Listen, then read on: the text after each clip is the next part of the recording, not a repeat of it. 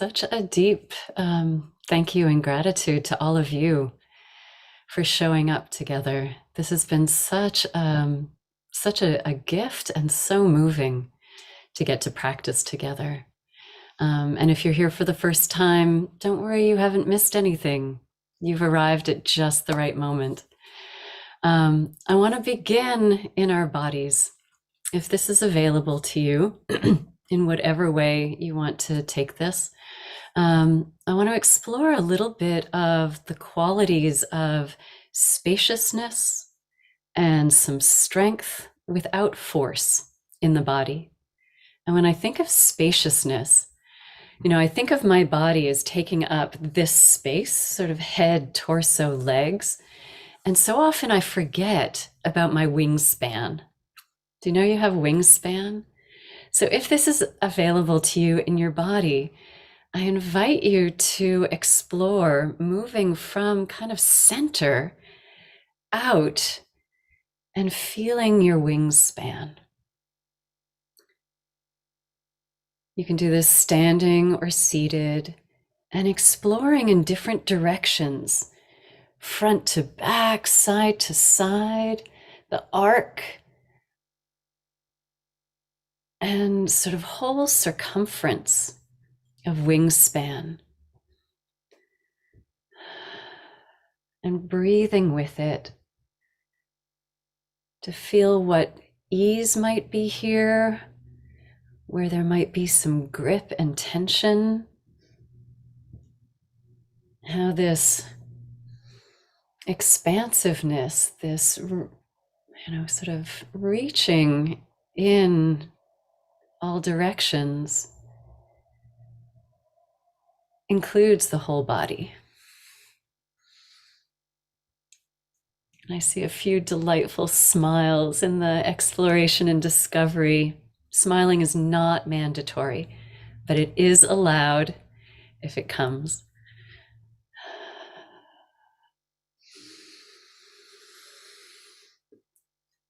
Feeling into the very edges, the farthest edges of your circumference. And then letting your arms come to rest. And seeing how it feels in the body to settle in, but in your awareness, can you hold still that sense of spaciousness? You're welcome to turn attention inward. If you'd like, you can close your eyes or let your gaze be soft.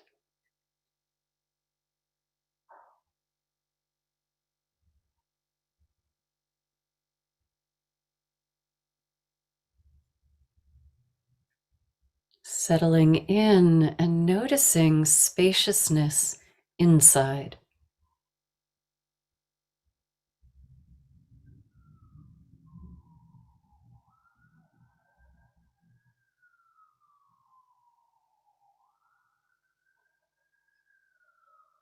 Maybe simply holding it as a question.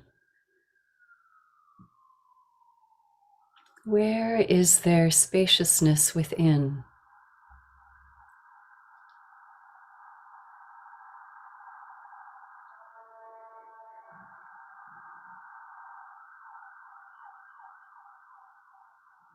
With the movement of breath, in sensation,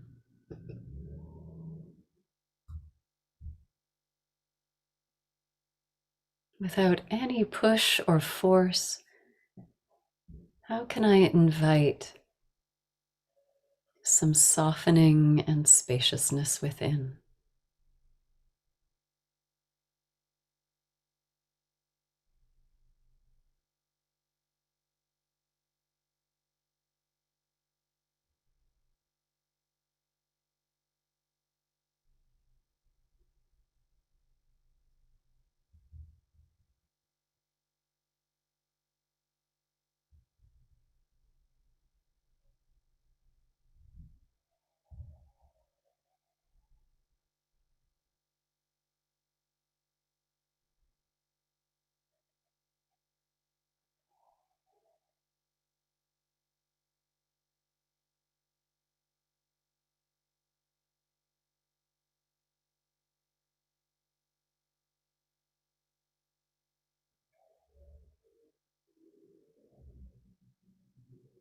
How can I allow my heart to be spacious?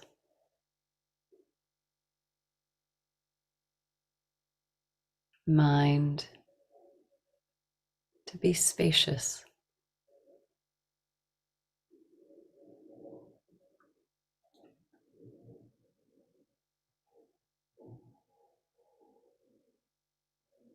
Holding the question just as an invitation without needing to answer it or solve anything.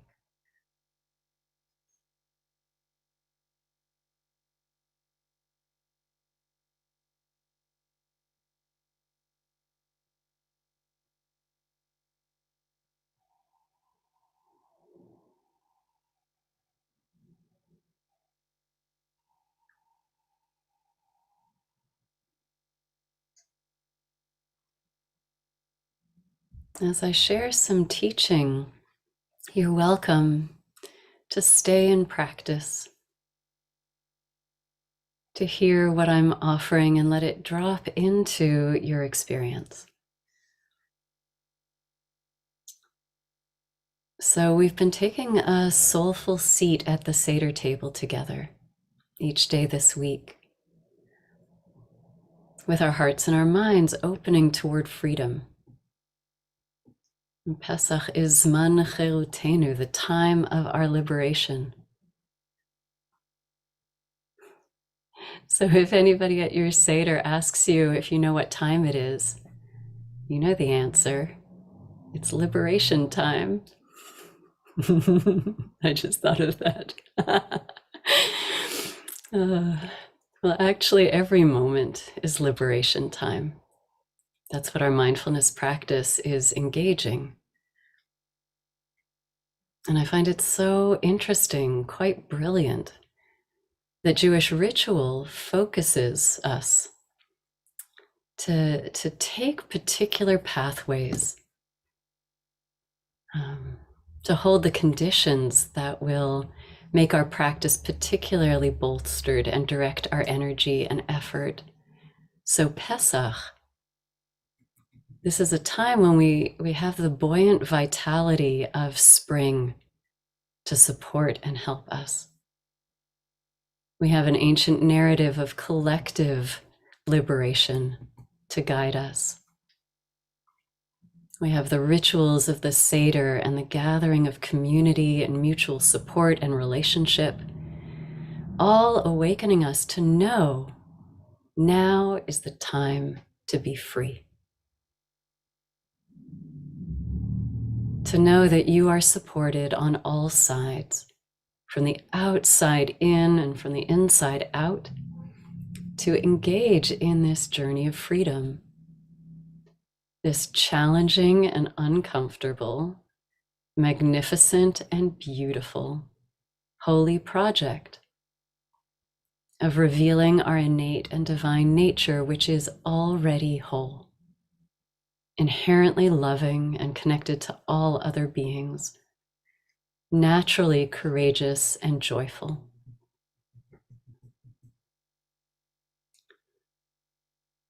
And over the week, we've been engaging with the rituals of the Pesach Seder with the understanding that this liberation, this revelation of our innate, radiant, expansive, free selves actually depends on our ability to enter into and be lovingly present with the constriction that's in the way. The Meitzarim, from the word Mitzrayim, Egypt, the narrows, the constricted, all the conditioned thinking, the distorted thinking, all the conditioned and habitual reactions that we've become tangled in, that have colonized our minds and hearts and bodies, and that make our lives and our beings small and cause harm. We get to be with it all with so much compassion, knowing that the constriction will only release its grip by being included in the spacious, loving, clear-seeing light of awareness. So this week we've been practicing. We've been exploring turning this expansive and buoyant quality of awareness to be with sadness, as we met the ritual of kalpas, when we dipped the vibrant greens in salt water. And we explored matzah as connected with being with hurt and pain. And today we'll be exploring the Pesach offering, the Pesach sacrifice, as our access point into being present with fear and anxiety.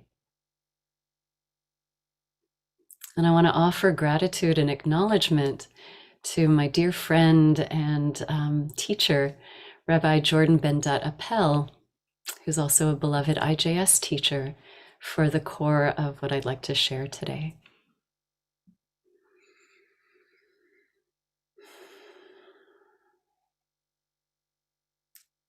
In the Seder, we mention the Pesach offering toward the end of the Magid section.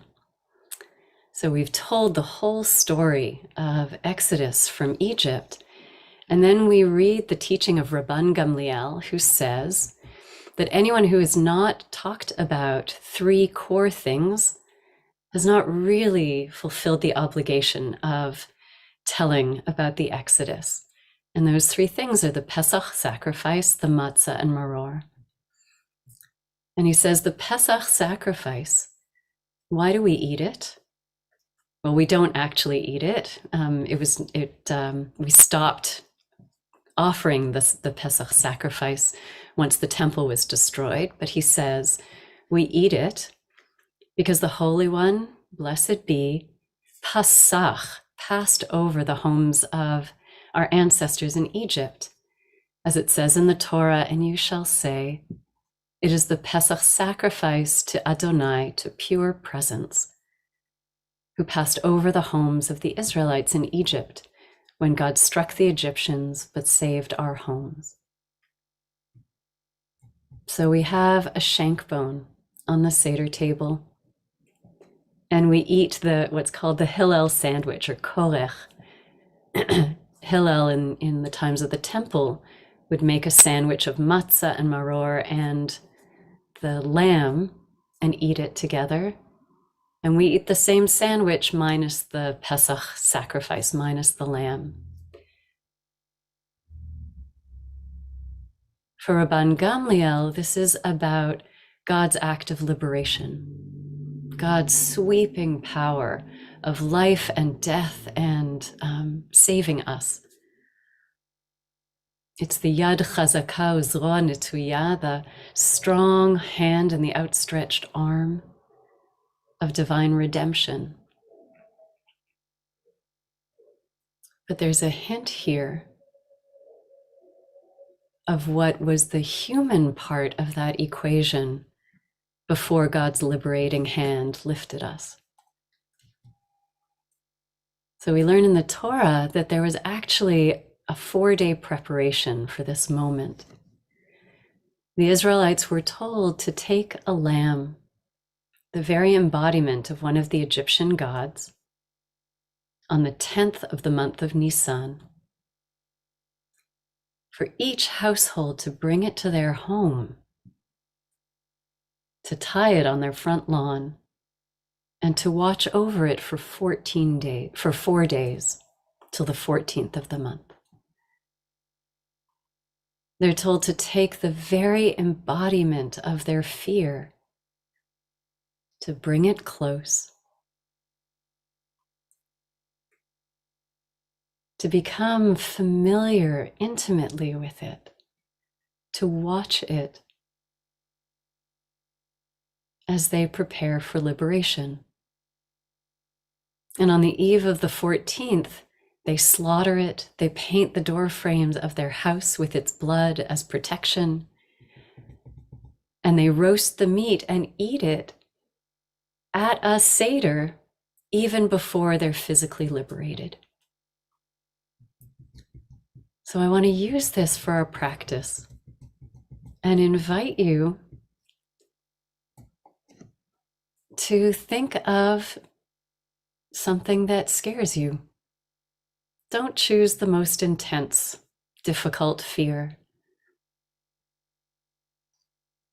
but an experience, a moment that holds you back, that grips you.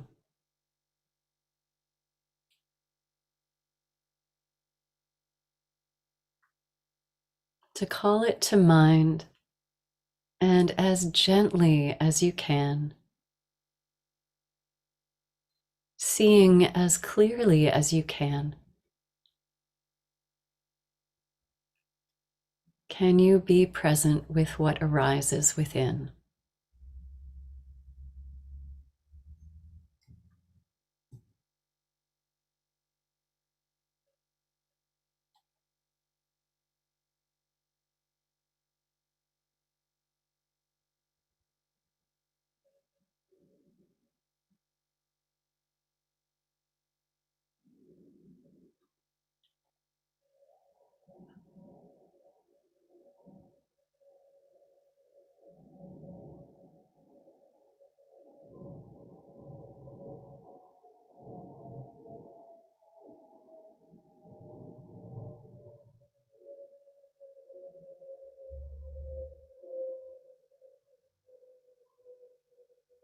Can you bring it close like a scared child into your lap?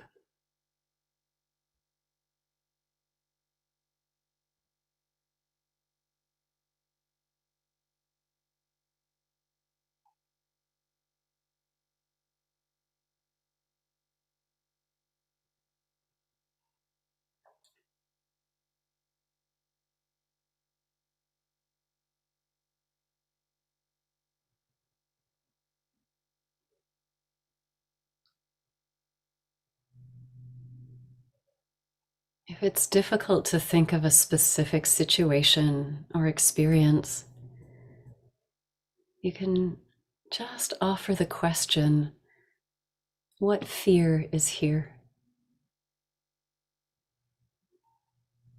What fear is here? Without needing a story about it, but meeting the sensations that arise in body and heart in response.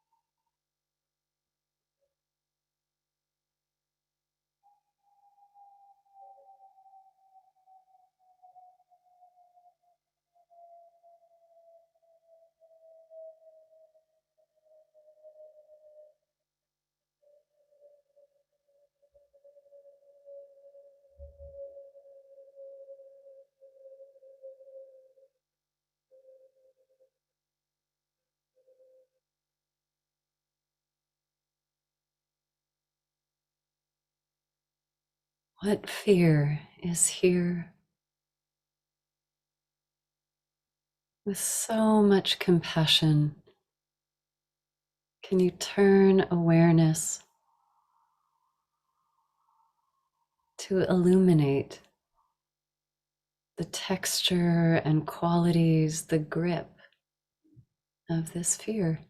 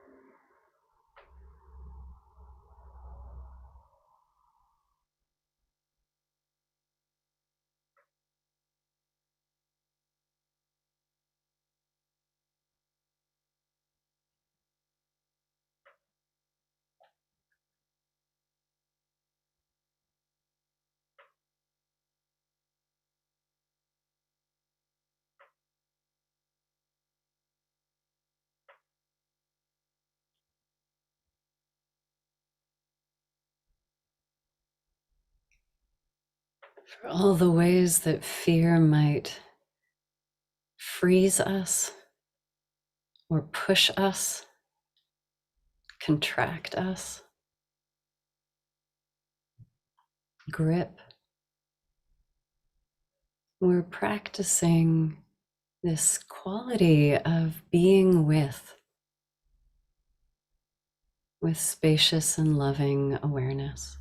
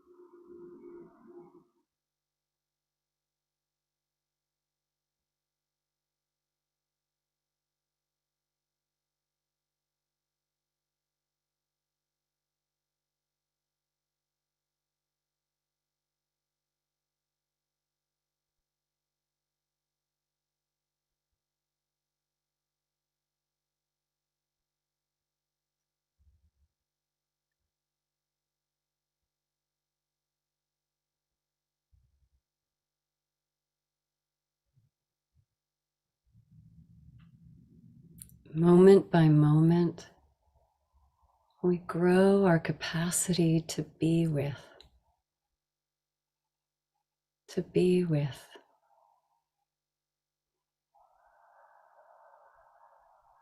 in this compassionate, present attention, to notice what it feels like in our bodies, this fear, to notice what it does to our hearts and our minds, this fear.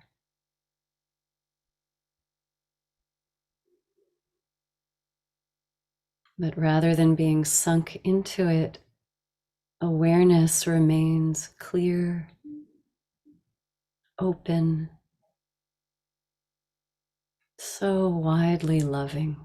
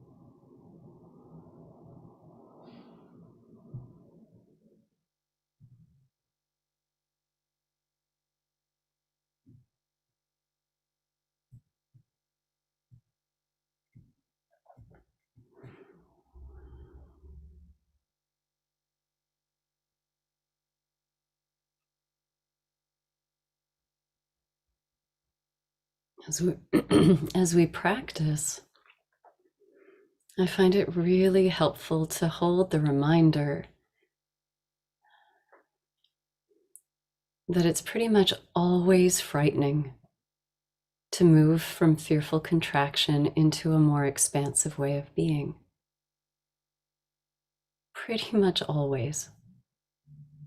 The contraction and the smallness that we're used to feels safe. Of course, we believe it's safety. And so change, no matter how much more whole and into goodness it actually is, will necessarily feel unsafe and uncomfortable. Okay.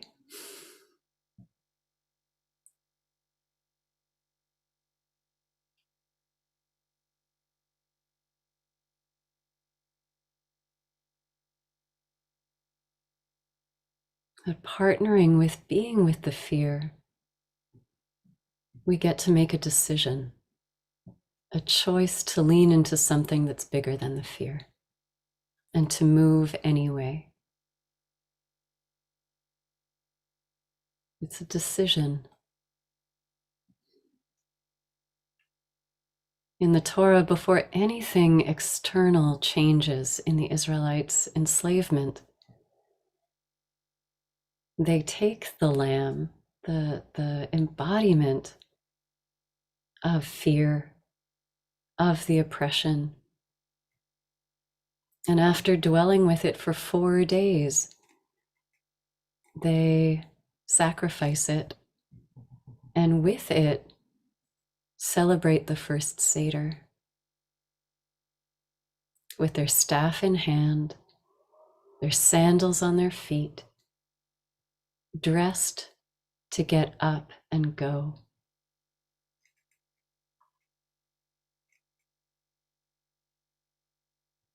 I don't think they stop being afraid, but they make a decision to start living into a different reality.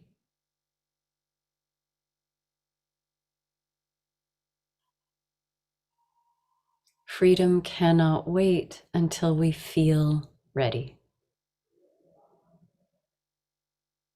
So we get to feel everything that feels too frightening. And then we get to decide to have a big life, to live in truth,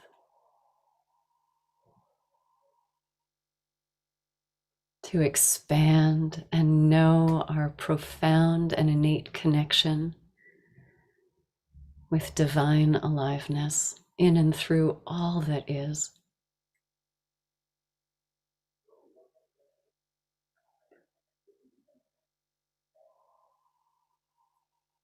And it helps to dress for the part and to act as if it's already so.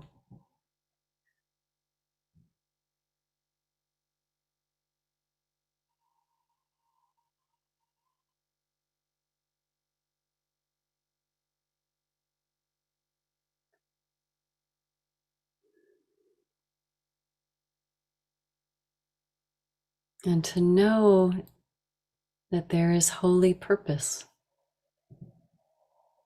that is needed from you, from us,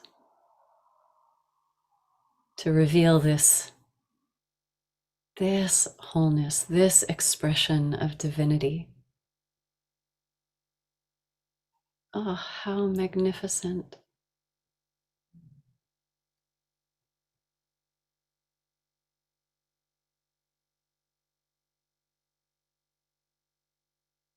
How frightening and magnificent.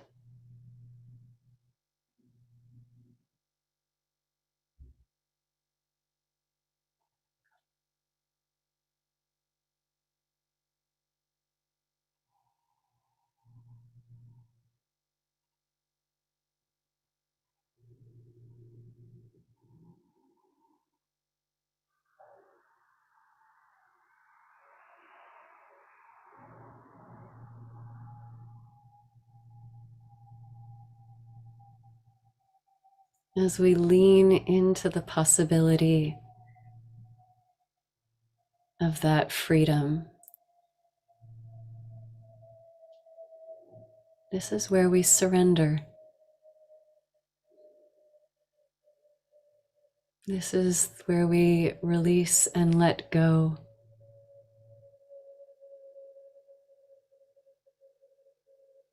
Allow ourselves to be held by this yad chazaka uzroa netuya, outstretched arms, strong hand.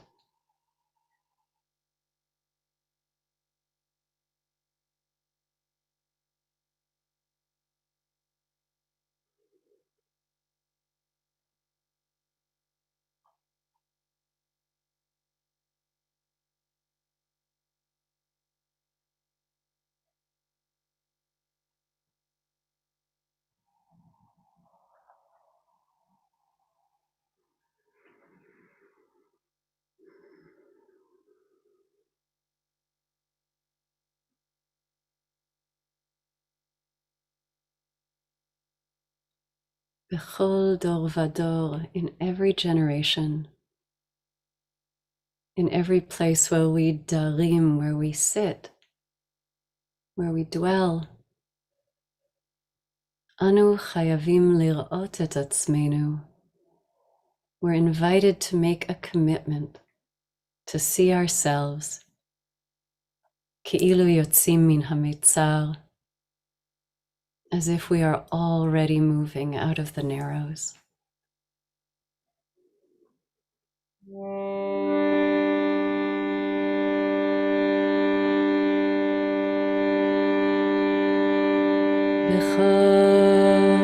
דור ודור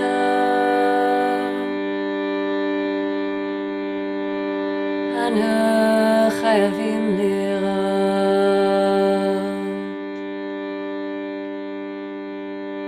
לראות את עצמנו כאילו יוצאים מן המצב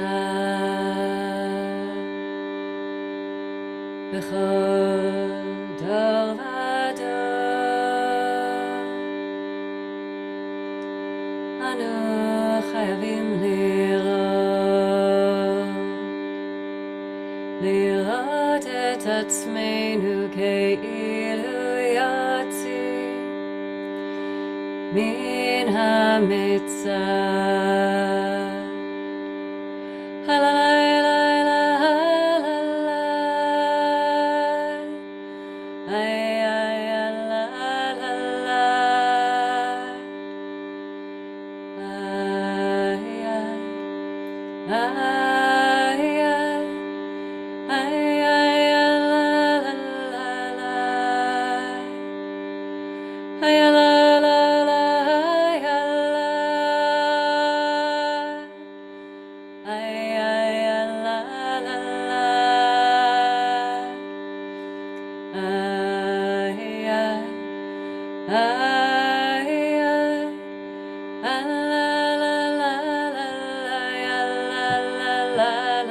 בכל דור ודור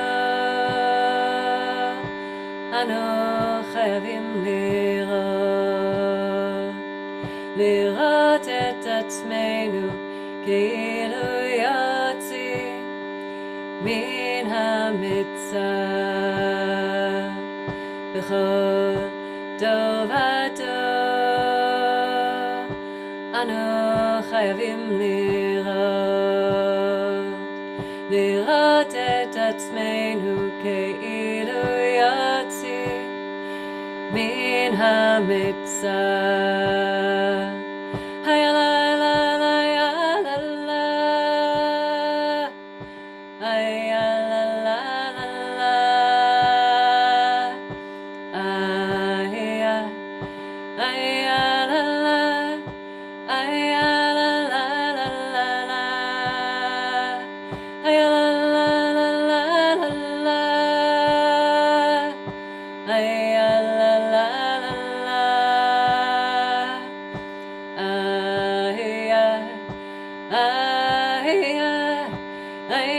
לה לה לה לה לה היה לה לה לה לה בכל דור ודור אנו חייבים לראות את עצמנו כאילו יוצאים מן המצב.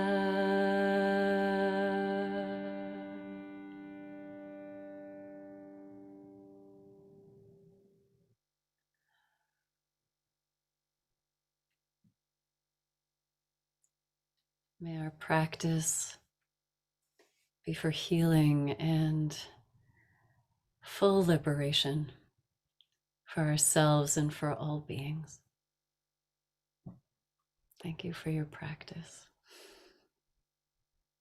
Amen. Thank you, Rabbi Miriam Margles.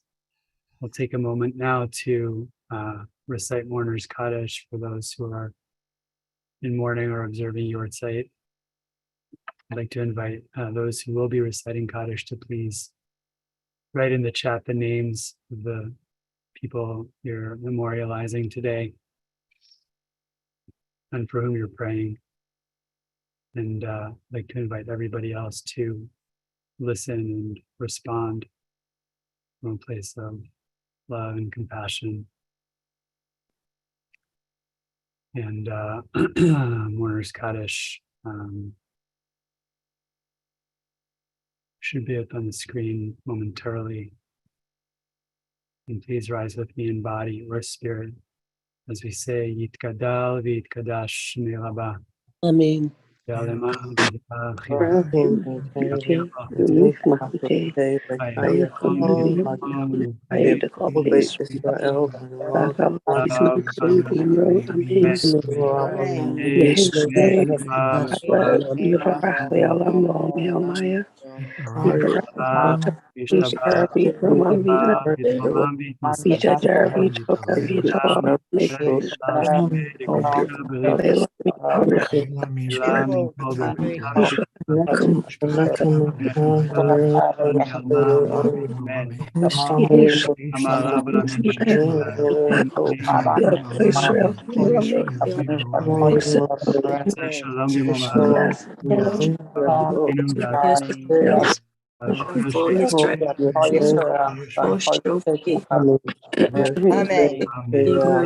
Amen. Oops. Thank you, Rabbi Miriam Margles, and thanks to all of you for being here today. For those who would like to stay on for an additional 15 minutes of Q&A with Rabbi Miriam, you're welcome to stay. For those who need to leave us now, may you have a sweet and liberating holiday, and may you go forth from here in good health, good cheer, and with an open and connected heart. All the very best. So thank you once again, Rabbi Miriam, for being my teacher and guide, and teacher and guide for all of us from such a deep place of heart connection and wisdom. I just love your invitation to recognize that even as we may be holding fear, there's a place inside that isn't constricted, that isn't caught, that isn't contracted, that isn't itself fearful. That place of pure awareness that's radiating out from the core of our being. Such that we don't access that place in spite of the fear, right? But with the fear, we don't actually need to dispel the fear to be able to find that freedom, which I find to be so just tremendously affirming and supportive. Because the message basically is that the conditions of our lives don't need to be perfect, right, for us to be free. And even with the ups and downs and the, delightful experiences, and then the impermanence of those experiences and the ways in which they then give rise to suffering and contraction and, pain, there's still this intact whole place of freedom within that remains untouched by the exigencies and conditions of our lives. So, Rabbi Miriam, I would love it if you would say a word or two about how you discovered that place inside. Because I think for me personally in my practice, I heard teachers talking about that place for a long time before I actually discovered it myself. And sometimes it can be really helpful for those out there to learn about the particular kind of practice or practices that helped you to discover that place. Yeah, beautiful question. Thank you, Sam. It's interesting that this week we're exploring several different difficult emotions, grief and sadness, pain and hurt. Tomorrow we'll be exploring anger. And in my experience, fear is the one that has gripped me the most. It's so uncomfortable. And I find that when I'm present with it, it actually can intensify and feel even more gripping and uncomfortable, and it feels like it seizes my body, and it feels like there's no choice there. So first, I just want to recognize how challenging it is. And I wouldn't say that I have figured out how to find that space, but continue to figure out how to find some spaciousness around it, and presence with it. But I'll actually share a brief story. A few years ago, I recorded an album of music that I composed, and this terrified me. It had been like 10 years in the making, and I kept avoiding opportunities to actually record the album. And thanks to Hadar's Rising Song Institute and many supporters, all the conditions were in place to record the album. And the week of recording arrived, and I was gripped. I would have these waves of panic and fear. And when they would arise, I would try to practice physically, finding some spaciousness around it, to connect with witnessing my own experience. And I had a moment where I went to the bathroom between recording sessions, and I heard a voice. I'm just going to share among us. I heard a clear voice with a thick New York accent that said, "So you're scared? What is that your business?"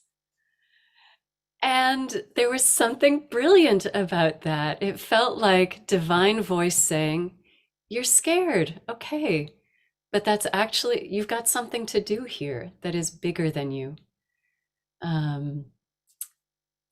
It's none of your business to say you're scared. Move forward." And between laughing and crying and shaking and leaning into what I felt that voice was saying, I could feel my way into something that was bigger than the contraction of the fear. And so to keep watching it, to keep being with it, to keep breathing and expanding around the grip of the fear. Thanks. Wow, what a story. Amazing. You can't make that stuff up. No, and sometimes, we just have those moments of grace where something beyond ourselves just really, bursts into our lives, and you just know, right, there's something bigger. Yeah, and in my experience, it can also happen kind of more gradually also, over time, an insight here, an insight there, and then suddenly this opens up and we see that part of ourselves. Yeah. And perhaps it's worth saying that both when we sit in practice and when we engage in continuous practice in life, I find that it never makes sense to go beyond what I'm able to work with. So I really want us to be mindful of this isn't about pushing and trying to do more than we've grown the capacity to be with. If we become flooded, if we become dysregulated, we won't be able to work there. We need to find ways to connect with grounding, with what's easeful, with our environment, so that we can work with intelligence here. That's really important. Yeah, that's really, really valuable. Thanks. We had a question here from Susan Auerbach about the association between the lamb and the fear that the Israelites may have experienced in having to bring the lamb into their homes, right? How is the lamb symbolic of the oppressor and the fear of having to, approach that symbol? Yeah, great. Thank you. That's an important clarification. My understanding is that one of the Egyptian gods was symbolized in a ram or lamb, Ra. And so the the ways that the Egyptians, as sources of oppression and power over the Israelites, was also held as ordained by God, as they understood, sort of with the power of the gods behind them, to cause suffering and dehumanization to an entire people. And so to take a symbol of that power and oppression, or that power used for oppressive purposes, and bring it under Israelite control, I think was a way of engaging, facing their deepest fear, believing that they had no agency over the forces of Pharaoh, but being called on to actually take hold of agency, take what they were most afraid of, and be with it, is how I'm exploring that imagery. Yeah, beautiful.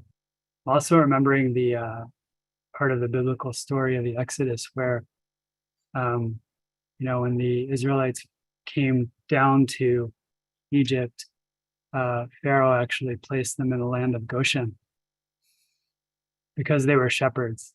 And there's a verse that says that the Egyptians actually wouldn't break bread with the Israelites because the Israelites were shepherds. And so there's a sense as well, I think, that the sheep represents, the ways in which Israelites were othered, and ultimately vilified and dehumanized. And now they're taking that symbol and bringing it into their homes and keeping vigil over it and caring for it. So, yeah, that's really. There's a question that I saw in the chat that I'd like to respond to. That's about when fear is important. I want to be clear that as we work with these different emotional qualities, it's never that the emotion is bad.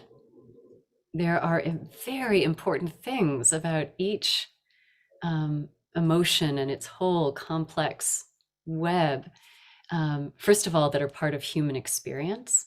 And so we want to welcome them. And there are important things that these different emotions communicate. So there are times when we need to listen to fear because there is danger. The question that I'm having us explore through the rituals of the Seder are, when has the emotion and all the layers of conditioning around it that we've internalized, when does that become a prison?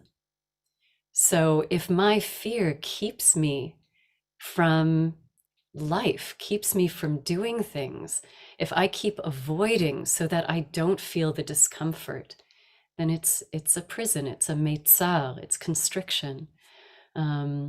When I push through instead of actually softening to feel, and cause harm in that push to myself and to others, it's a prison. So we want to work wisely and with insight and with compassion and love with these emotional qualities. Thanks. That's such a helpful clarification. Friends, I see that we're at time. For those of you who would like to be able to download all of the source sheets from all of the prior days, you can do that in the chat now. And you can also find the recordings on our YouTube channel. Tomorrow will be our last day with Rabbi Miriam, at least for now. And really grateful to all of you for being here and giving of your time and of your devotion to practice so fully and wholeheartedly. May you all be blessed with a sweet Passover. Rabbi Mark will be back tomorrow, and I'll look forward to seeing you again soon. Thanks, friends.